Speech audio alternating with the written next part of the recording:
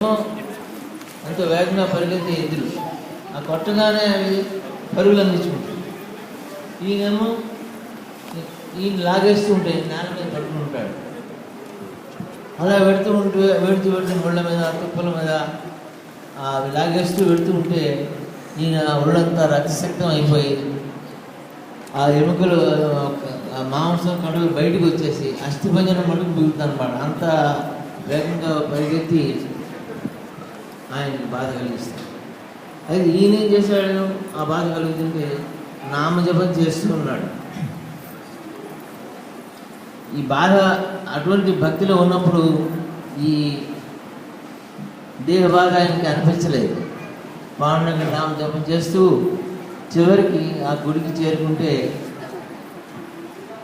ఆ పాండురంగుడి సాక్షాత్కరించి నువ్వు ఎందుకు నీ శరీరాన్ని ఇలా బాధ పెట్టుకున్నావు? నువ్వేం తప్పు చేయలేదే, నువ్వెందుకు అనవసరంగా ఇలా చేసావంటే, లేదు ప్రభు, నాకు మీ దర్శనం కాకుండా చేసింది ఈ వస్త్రం అని కన్నీరు మున్నీరుగా ఏడుస్తూ స్వామి పాదాలపై పడితే ఆ స్వామి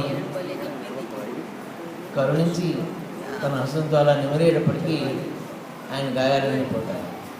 అప్పుడు ఆయన ఆనందంతో రాధేశ పాండురంగ విఠల రఘుమాయి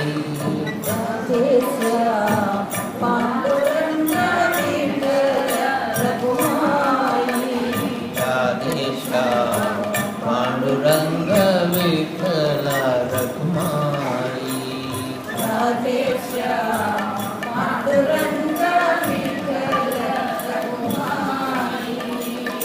పాండురంగ పూర్ణంగర విఠల రఘుమాయి